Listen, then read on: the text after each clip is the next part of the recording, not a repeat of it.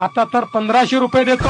पुन्हा आपलं सरकार आलं की 1500 रुपये नाही 2100 रुपये आपल्या लाडक्या बहिणींना त्यांच्या खात्यामध्ये आपण देणार आहोत. महाराष्ट्रात सरकार आलं की संपूर्ण कर्जमाफी देण्याचा निर्णय देखील आपल्या सरकारने घेतलेला आहे. पुढचे 5 वर्ष माझ्या शेतकऱ्यांना वीज बिलातनं मुक्ती ही आपल्या सरकारने दिलेली आहे.